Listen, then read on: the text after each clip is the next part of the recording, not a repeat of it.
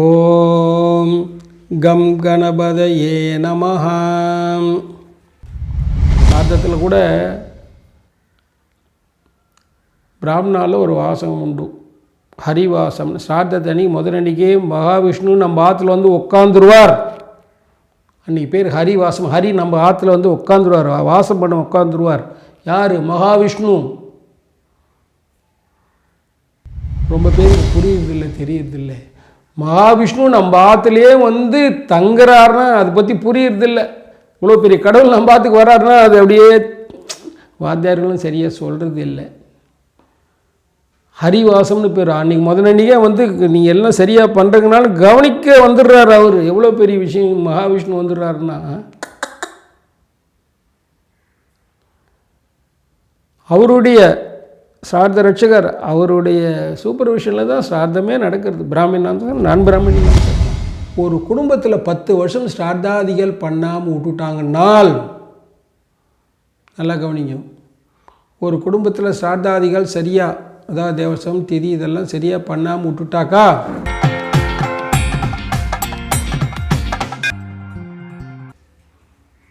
உங்கள் அனைவரையும் இந்த தெய்வபலம் யூடியூப் சேனலுக்கு அன்புடன் வரவேற்கிறோம். ஸ்ரார்த்தாதிகளை பற்றி பேசிக்கொண்டிருக்கிறோம்.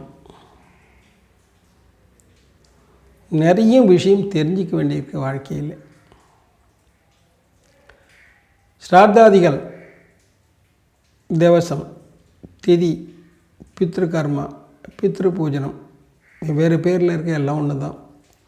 இதெல்லாம் நிச்சயமாக செஞ்சுக்கணும்ட்டு நிறைய எபிசோடில் சொல்லியிருக்கேன்.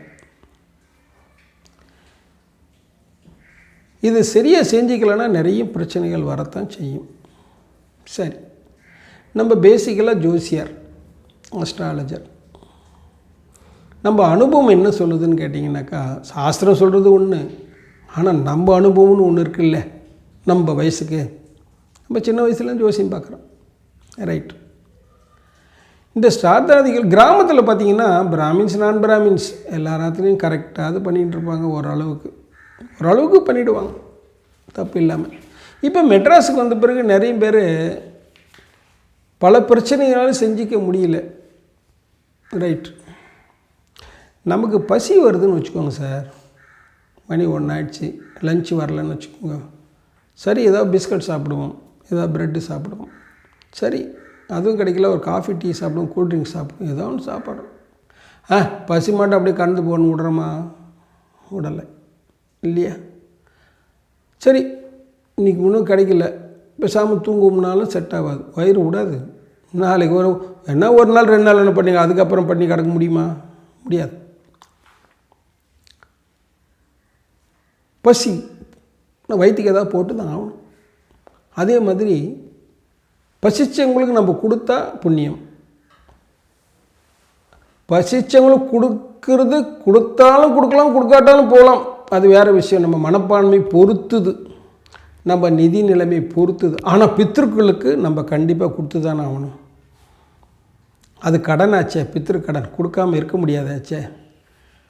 அதில் நிறைய பேருக்கு என்ன ஆகிப்போச்சு மனப்பான்மை, அவங்களே இறந்து போட்டாங்க, சொத்தே தரல, ஒன்றும் சொத்து சேர்த்து வைக்கல, அவங்களுக்கு போய் என்ன பண்ணுறதுன்னு மனப்பான்மை நிறைய பேருக்கு இருக்குது. தப்பு. இந்த ஜீன் டிஎன் எல்லாம் கண்டுபிடிச்சிட்டாங்க. அப்பா அம்மா கொடுத்து தான் அந்த உயிரிடாலும் உயிரும். இந்த ஸ்ரார்த்தாதிகள்லாம் சின்னதாக ஒரு இப்படி எடுத்துக்கலாம், நன்றி கடன் கூட வச்சுக்கலாம். சரி விடுங்க, என்னால் செய்ய முடியாதுங்க, பிளண்ட்டாக பேசுகிறவங்களாம் இருக்காங்க. தேவையில்லைங்க, அதெல்லாம் சொல்கிறவங்க இருக்காங்க. இது அவசியமா, வேஸ்ட்டு சொல்கிறவங்க இருக்காங்க. கேட்குறோம், அதுக்கு மேலே நம்ம ஒன்றும் சொல்ல முடியாது, உங்கள் இஷ்டம்பான்ட்டு சொல்லிட்டு போக முடியாது.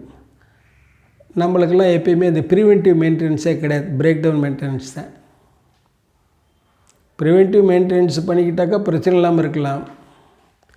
நம்ம எங்கே breakdown maintenance, accident maintenance தான் நம்ம பண்ணிகிட்ருக்கோம். இதில் எப்படின்னா, நாங்கள் பார்க்குறோம், ஒரு குடும்பத்தில் 10 வருஷம் ஸ்ரார்த்தாதிகள் பண்ணாமல் விட்டுட்டாங்கன்னால், நல்லா கவனிங்க, ஒரு குடும்பத்தில் ஸ்ரார்த்தாதிகள் சரியாக, அதாவது தேவசம் திதி இதெல்லாம் சரியாக பண்ணாமல் விட்டுட்டாக்கா, அதுக்கப்புறம் என்ன ஆகும்? அதுக்கப்புறம் ஆண் வாரிசுங்கிறது துர்லபம். ஸ்ராத்தத்துக்கு ஆண் வாரிசுக்கும் என்ன சம்பந்தம் அவனு கேட்டால் சம்பந்தம் உண்டு. ஸ்ராத்தாதிகள் சரியாக பண்ணியிருந்தால் தான் குலவர்த்தி, கோத்திரவர்த்தி, வம்சவர்த்தி, புத்திரவர்த்தி, குடும்பவர்த்தி இதெல்லாம் காரணம் ஆண் வாரிசுகள் தான். எத்தனை குடும்பத்தில் பார்க்குறீங்க, பொண்ணு குழந்தைங்க ஒன்றே இருக்குது, ஒரு குழந்தை 2 குழந்தை ஒன்றே ஆண் வாரிசு எல்லாமே எத்தனை குடும்பத்தில் இருக்குது. அந்த ஆண் வாரிசுங்கிறதுக்கு முக்கியம் இந்த ஸ்ராத்தாதிகள். இந்த ஸ்ராத்தாதிகள் கரெக்டாக பண்ணியிருந்தால் தான் ஆண் வாரிசுகள் வரும். சரி, 10 வருஷம் விட்டு போச்சுன்னா அதுக்கப்புறம் தப்பி தவறி பிறக்கிற குழந்தை, ஏதோ புண்ணியத்தில் பிறக்கிற குழந்தை என்ன ஆகும்னா பித்ரு தோஷம் வந்து நிற்கும். அப்பா அம்மா முன்னுக்கு வர்றதுனுடைய கஷ்டங்கள் வரும். அப்பா அம்மாவுடைய ஆரோக்கிய குறை வரும், ஆயுள் குறை வரும். சரி, அப்புறம் குழந்தை பிறந்தா பேரம்பேத்திகள் வம்சாவளிகள் வளர்றதெல்லாம் கெடும். குடும்பத்தில் சுபிஷம்ங்கிறது குறைஞ்சிரும், ஒற்றுமையே இருக்காது. குடும்பத்தில் இருக்கிறவங்களுடைய ஒற்றுமை இருக்காது, சுபிஷமே இருக்காது. எவ்வளோ சம்பாதிச்சாலும் செலவுகள் செலவுகள் செலவுகள் செலவுகள். வீடு மனை வாகனங்கள் கொண்ட சுகஸ்தானம் கெட்டுடும். வீடு மனை வாகனங்கள் மக்களுக்கு ரொம்ப முக்கியம், இதுவே கெட்டுடும்.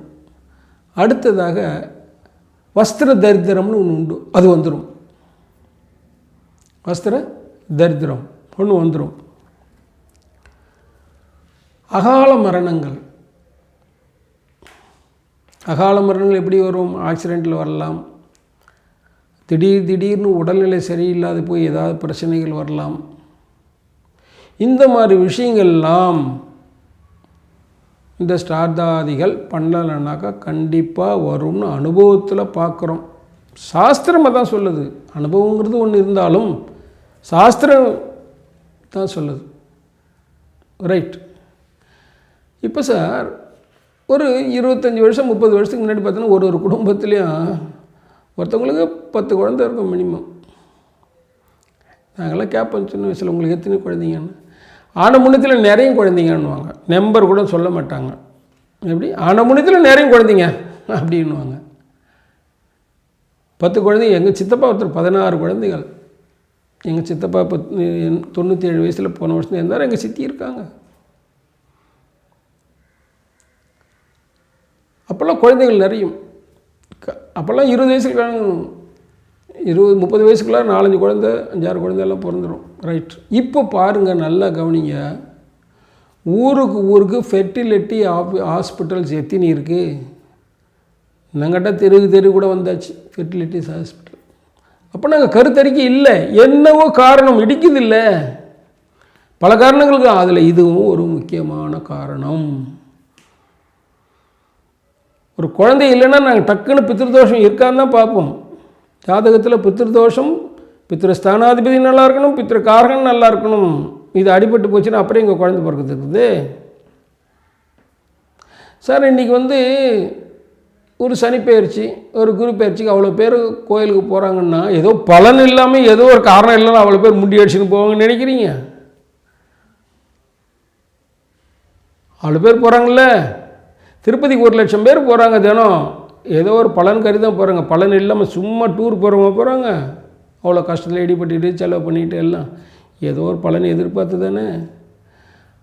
அப்போ இந்த ஸ்ராத்தாதிகள்ங்கிறது ரொம்ப முக்கியம். ஸ்ராத்தத்தில் கூட பிராமணாவில் ஒரு வாசகம் உண்டு, ஹரிவாசம். ஸ்ராத்தத்தை முதலன்னைக்கே மகாவிஷ்ணு நம்ம ஆற்றுல உட்காந்துருவார். அன்றைக்கி பேர் ஹரிவாசம். ஹரி நம்ம ஆற்றுல உட்காந்துருவார், வாசம் பண்ண உட்காந்துருவார். யார்? மகாவிஷ்ணு. ரொம்ப பேருக்கு புரியுறதில்லை, தெரியறதில்லை. மகாவிஷ்ணு நம்ம ஆற்றுலேயே தங்குறாருன்னா அதை பற்றி புரியுறதில்லை. இவ்வளோ பெரிய கடவுள் நம்ம ஆற்றுக்கு வர்றாருன்னா அது அப்படியே வாத்தியார்களும் சரியாக சொல்கிறது இல்லை. ஹரிவாசம்னு பேர். அன்றைக்கி முதலன்னைக்கே நீங்கள் எல்லாம் சரியாக பண்ணுறதுனால கவனிக்க வந்துடுறாரு அவர். எவ்வளோ பெரிய விஷயம் மகாவிஷ்ணு வந்துடுறாருன்னா, அவருடைய ஸ்ரார்த்த ரட்சகர் அவருடைய சூப்பர்விஷனில் தான் ஸ்ரார்த்தமே நடக்கிறது. பிராமினாக தான் நான் பிராமின் தான் சரி தான். அதனால் இந்த பிரச்சனையெல்லாம் தவிர்க்கிறதுக்கு ஸ்ரார்த்தாதிகள் ரொம்ப முக்கியம், அவசியம், கடன் பண்ணித்தான் ஆகணும். அதை நம்ம ஸ்ரீ மகாலட்சுமி யோக பீடத்தில் சொல்பமான செலவில் 1500 சாஸ்திரோக்தமாக பண்ணி கொடுக்கலான்னு இருக்கிறோம். வேறு எபிசோடில் கூட யாரெல்லாம் செஞ்சிக்க முடியாதவர்களெல்லாம் செஞ்சு கொடுக்கலாம்னு இருக்கோம்னு சொல்லியிருக்கேன். இங்கே வர முடியலன்னா உங்களுக்காக நாங்கள் பண்ணுறோம். நல்லா கவனிச்சுக்கோங்க. உங்களால் இங்கே வர முடியலன்னா உங்களுக்காக நாங்கள் பண்ணுறோம், சாஸ்திரோக்தமாக பண்ணுறோம். முன்னாடி யாருக்கா நடக்கிறது எப்படி நடக்குது நீங்களும் பார்த்துக்கலாம். பார்த்துக்கிட்டு திருப்திப்பட்டால், இந்த முறையில் திருப்திப்பட்டால் நீங்கள் பண்ணிக்கிட்டால் கண்டிப்பாக பலன்கள் கிடைக்கும். இதனோட முக்கியமான விஷயமே பித்திருக்கள் பசி அடங்கணும். நம்ம கூட சரி பசி 10 பறந்து போகும். பித்திருக்கள் பசி ரொம்ப பிரச்சனை கொடுத்துரும். நம்ம செய்கிறோம்னா நம்மளும் மடத்தில் தினம் அன்னதானம் பண்ணுறோம், கொஞ்சம் பேர் கொடுக்குறோம், சந்தோஷப்படுறாங்க. அதுமாதிரி பித்திருக்களும் சந்தோஷம் பண்ணுங்கிறதுக்காக தான் மகாலட்சுமி யோக பீடத்தில் அதே சமயத்தில் இந்த விஷ்ணு பாதத்தை ரெடி பண்ணி, தர்ப்பணம் கூட விஷ்ணு பாதத்தில் தான். கயா விஷ்ணு பாதம் எல்லாருக்கும் தெரியும். லைஃப்பில் ஒரு டைம்லான கங்கையில் கயாவில் போய் கயா ஸ்தார்த்தம் பண்ணணும். நம்ம பண்ண பிண்டங்கள், நம்ம பண்ண எள்ளு தண்ணி எல்லாத்தையும் எடுத்து விஷ்ணு பாதத்தில் எடுத்து போய் சமைக்கணும். எல்லோரும் தெரிஞ்ச விஷயந்தான். அதை இங்கேயே பண்ணலாம். இப்படி கொஞ்சம் விசேஷமான விஷயங்கள்லாம் சேர்த்து பண்ணுறோம். அதனால் வெறும் குறைச்சலான சம்பளம் 1500 செலவுகளுக்காக தான். இதில் வருமானம் பண்ண முடியாது. நாங்களே ஒரு சர்வீஸாக பண்ணுறோம். இதை கொஞ்சம் நல்லா யூஸ் பண்ணிக்கோங்க எல்லோரும். இதை பற்றி நிறைய விவரம் பண்ணால் ஃபோன் பண்ணுங்க, நேரில் வாங்கோ. கல்யாண்ராம் ஐயர், குரோம்பேட்டில் இருக்க 9444135521 அப்பாயின்மெண்ட் ஃபிக்ஸ் பண்ணிவிட்டு வாங்கோ. யாராருக்கெல்லாம் பண்ணணுமோ பண்ணலாம். நம்ம நல்லா கவனிங்க. நம்ம அப்பா அம்மாவுக்கு மட்டும் இல்லை, நம்ம குடும்பத்தில் யாருக்கானு செய்ய முடியலைன்னா அவங்களும் சேர்த்து பண்ணலாம். காரணகர்த்தாவாக இருந்து நம்மளுக்கு நிறைய பலன்கள். இதை பற்றி நிறைய விஷயங்கள் சொல்கிறேன். நிறைய எபிசோடில் இதை பற்றி நிறைய விஷயங்கள் சொல்ல போகிறேன், கேட்டுக்கோங்க. இதுக்கப்புறம் என்ன டவுட் இருந்ததுன்னா எனக்கு கேளுங்க. கல்யாண்ராம் ஐயர். இது வரைக்கும் இந்த தெய்வபலம் யூடியூப் சேனலுக்கு சப்ஸ்கிரைப் பண்ணிடலாம். சப்ஸ்கிரைப் பண்ணுங்க, பெல் பட்டன் அமுக்குங்க. உங்களுக்கு ஆட்டோமேட்டிக்காக அதெல்லாம் சேரும். கிருஷ்ணார்ப்பணம்.